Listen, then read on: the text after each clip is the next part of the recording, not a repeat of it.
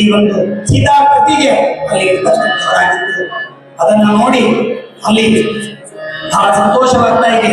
ತಾನು ಆ ಮುದ್ರಿಕೆಯನ್ನು ತೆಗೆದುಕೊಂಡು ತನ್ನ ಚೂಡಾಮಣಿಯನ್ನು ಕೊಡ್ತಾ ಇದ್ದ.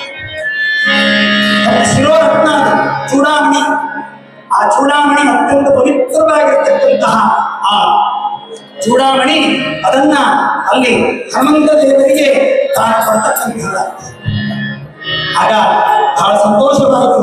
ಸಂತೋಷವಾದ ಮೇಲೆ ಒಂದು ಮಾತನ್ನ ಕೇಳುತ್ತಾಳೆ. ಹನುಮಂತ ಲಕ್ಷ್ಮಣ ದೇವರು ಹೇಗಿದ್ದಾನೆ ಹೇಳ್ತೀಯ? ಎನ್ನ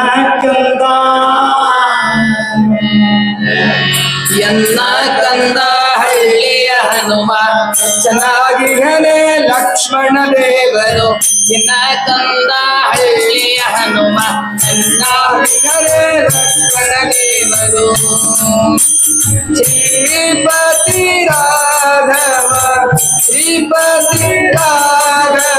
ಕ್ಷೇಮದಲ್ಲಿ ಹರೇ. ಕಂದ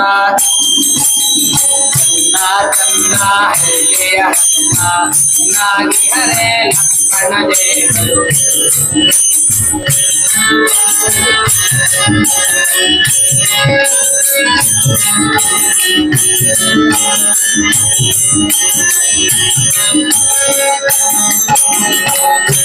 ಪಂಚಾಮೃತ ಅಂದು ಅಡವಿ ಗಡ್ಡೆಗಳಿಂದು. ಪಂಚಾಮೃತ ಅಂದು ಅಡವಿ ಗಡ್ಡೆಗಳಿಂದು.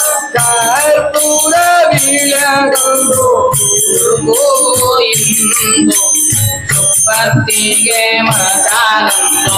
ಹುಲ್ಲು ಹಾಸಿಗೆ ಇಂದು ಸುಪತಿಗೆ ಮಚಾನಂದು. ಹುಲ್ಲು ಹಾಸಿಗೆ ಇಂದು ಶ್ರೀಪತಿ ರಾಘವ ಕ್ಷೇಮದಲ್ಲಿ ಹರೇ. ಕಂದ ಹಳ್ಳಿಯ ಹನುಮ ಚೆನ್ನಾಗಿ ಹರೇ ಲಕ್ಷ್ಮಣ ದೇವರು. ಕಂದ ಹಳ್ಳಿಯ ಹನುಮ. ಆಗ ಆ ಸೀತಾದೇವಿ ಕೇಳ್ತಾ ಇದ್ದಾಳೆ, ಎನ್ನ ಕಂದ ಹರಿಯ ಹನುಮ ಚಂದಾಗಿ ಹರೇ ಲಕ್ಷ್ಮಣ, ಮತ್ತು ನಮ್ಮ ದೇವರು ಚಂದಾಗಿ ಹಣ. ಆಗ ಸ್ಮರಣೆ ಮಾಡ್ಕೋತಾಳಂತೆ ಏನೇನಿತ್ತು ಒಂದು ಕಾಲದಲ್ಲಿ. ರಾಮ ತಾನು ಯುವರಾಜನಾಗಿರುವಂತಹ ಸಂದರ್ಭದಲ್ಲಿತ್ತು. ಪಂಚಾಮೃತ ರೇಖಾ ಅಂತೆಲ್ಲ ಇತ್ತು. ಆದರೆ ಇವತ್ತು ಅಡವೆ ಗಟ್ಟಿಗಳನ್ನು ತಿಂದು ನನ್ನ ಸ್ವಾಮಿ ಬದುಕ್ತಾ ಇದ್ದಾನೆ. ಕ್ಷೇಮದಲ್ಲಿ ಹಣೆ ಅಂತ ಹೇಳಿ ಆ ಮಾತೆ ಆ ರಾಮದೇವರನ್ನು ಕುರಿತು ಕೇಳತಕ್ಕಂಥವರಾಗ್ತಾ ಇದ್ದಾರೆ. ಅದು ಕೇಳಿದಾಗ ರಾಮ ಅವಶ್ಯವಾಗಿ ಅದ್ಭುತವಾಗಿರ್ತಕ್ಕಂಥವನಾಗ್ತಾ ಇದ್ದೇನೆ ಸ್ವಾಮಿ ನಾಯಿ. ಆದರೆ ನಿನ್ನ ಸ್ಮರಣೆ ಮಾತ್ರ ಯಾವಾಗ ಸೀತಾದೇವಿ ಅಭಿರಾದಿಂದ ಇದ್ದಾನೆ, ಆದ್ದರಿಂದ ಬೇಗನೆ ಬಂದು ನಿನ್ನನ್ನು ಕರೆದುಕೊಂಡು ಹೋಗ್ತಾನೆ ಎನ್ನುವಂತಹ ಸಂದೇಶವನ್ನ